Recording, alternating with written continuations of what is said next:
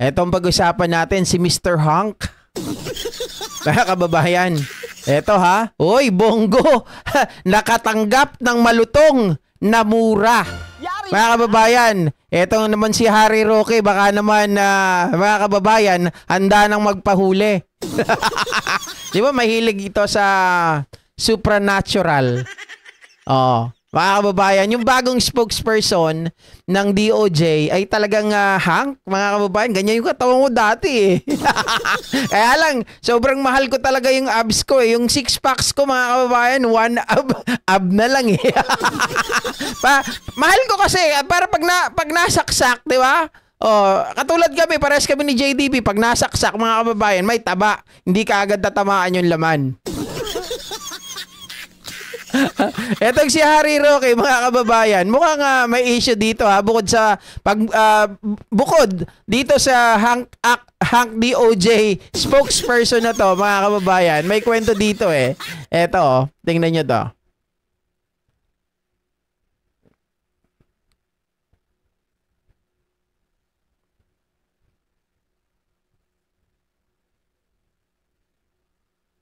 Good afternoon. I am Attorney Rafael Martinez of the prosecution.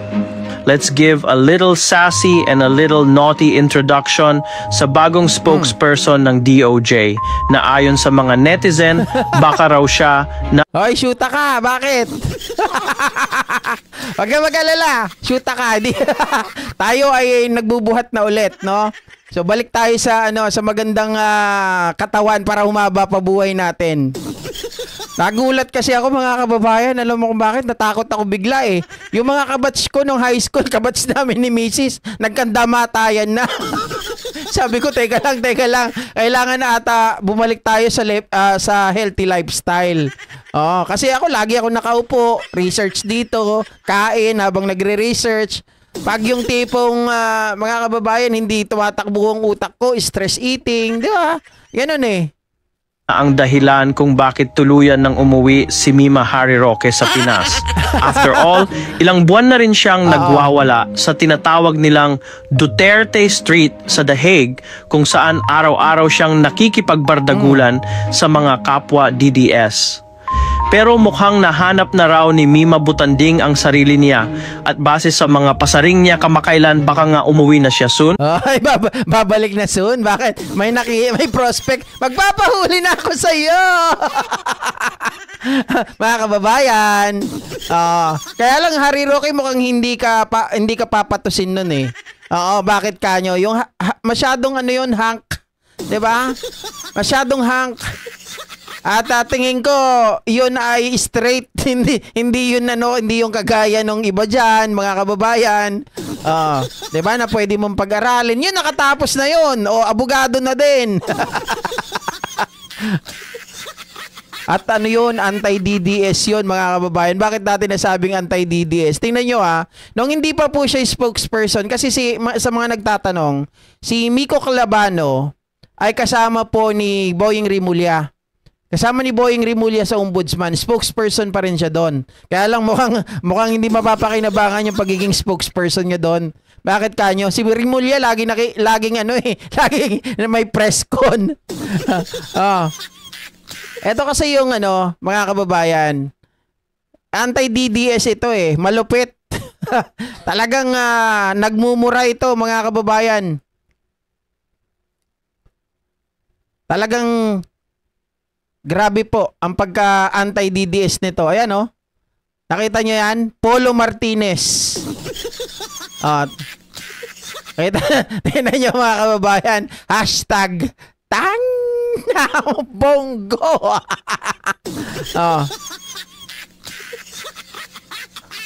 Ayan. Kita nyo, mga ka-GP? Ganyan siya ka-hard. Anti-DDS. Ganyan. Kung may mga hard DDS, mga kababayan, o pro-DDS, pro-Duterte, ito antay na antay. Kaya palagay ko si Harry Roque hindi makakapalag dito. Kahit maglaway ka dyan, Harry Roque, walang magyayari. Well, sana nga. Maraming mga iniisip siguro. bukas sasabihin ko sa inyo kung ano yung mga iniisip ko. No? Dahil meron akong mga malalaking desisyon na dapat gawin. Ay wow, mga kababayan, malaking desisyon na dapat kong gawin. Sabi niya siguro, malaking pandesal yun. Malaking pandesal. Teka. Gaano ba kalaki talaga yung pandesal niyan? Tingnan nga natin yung pandesal nito. Harry Roque, nagbabago isip mo dahil doon sa malaking pandesal. Teka ha. Kukunin ko lang yung pandesal. Hangs talaga to guys eh. Ayan oh, kita nyo oh. Walang-wala dito si AJ. Oh, kita nyo naman. Oh, mga kababayan, borta. Bortang-borta. Harry Roque. Oh. Talagang iyahampas ka nito. Iyahampas ka talaga nito, Harry Roque. Oh, bortang-borta, di ba guys? Yari ka. Malaking desisyon or malaking isusubo? Ne, sabi niya kasi Sir Smokey, malaki daw kasi ang hinaharap niya dito. Oo. Die Hard Duterte, Light Prime. Light Prism pala. GP, nagdududa na kami sa'yo. Bakit kayo nagdududa sa akin? Grabe naman kayo, mga kababayan. Ganyan ang katawan ko kasi dati. Siyempre, nung kabataan natin, mga ka-GP Natics, maalala mo yung ganyan. Di ba? Matutuwa ka pag may mga ganyan. Eh. Hindi dahil natutuwa ako, gusto ko isubo yan, kagaya ni Roque. Hindi ganon. Grabe naman to mga to. Mapanghusga kayo, ha? Masyado kayong mapanghusga. O, sasakit daw ang puwet, sabi niya, Sir Smokey.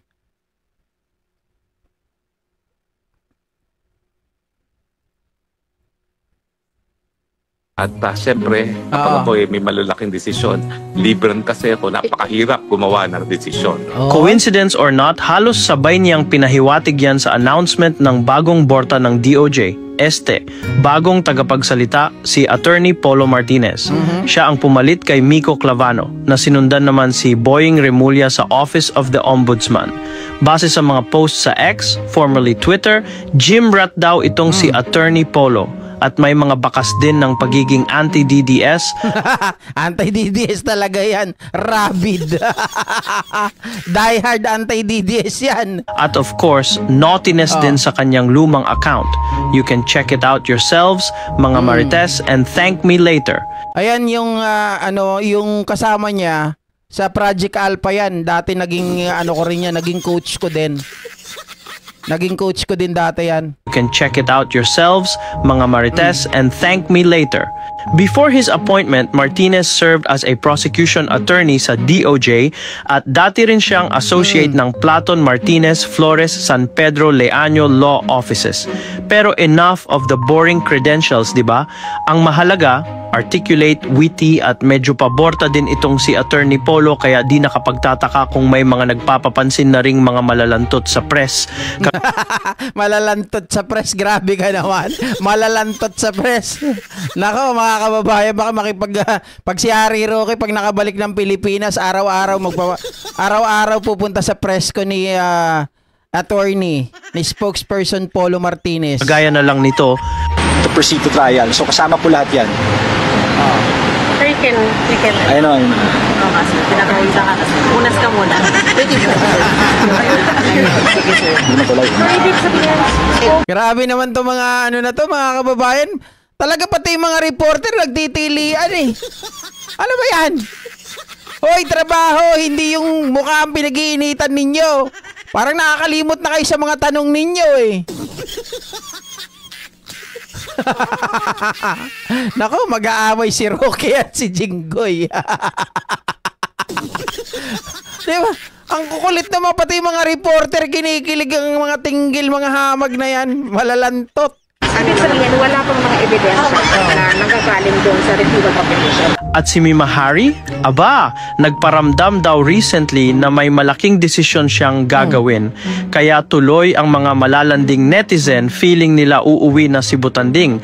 Baka raw dahil sa bagong borta ng DOJ. Pero kinakailangan magdesisyon bukas. Well, si Mima lang Kailangan mag-desisyon bukas. Okay din yung gumawa ng ano na to.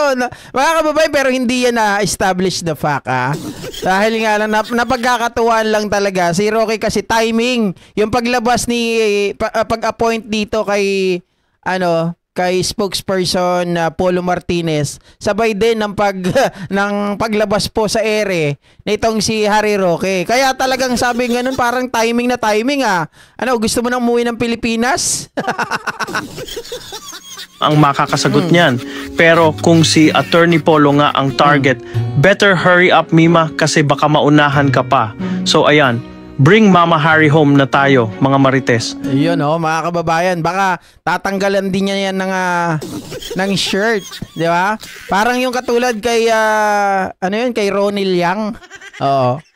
Diyos ko, Harry Roque. At nagtataka talaga ako doon kay Harry Roque, maging si Kiko Barsaga, di ba sabi niya gano'n? Gusto niyang tikman? Mga kababayan, he is so hot daw para sa kanya. Gusto niyang lafangin? What? Pag pro admin talaga iba. Mga pogi at magaganda talaga. Pero pag dutae, Diyos ka! My God. Ayun mga kababayan, hanggang dito na lamang po ang ating gabi-gabing talakayan. At talaga naman, magkita-kita tayo bukas na bukas.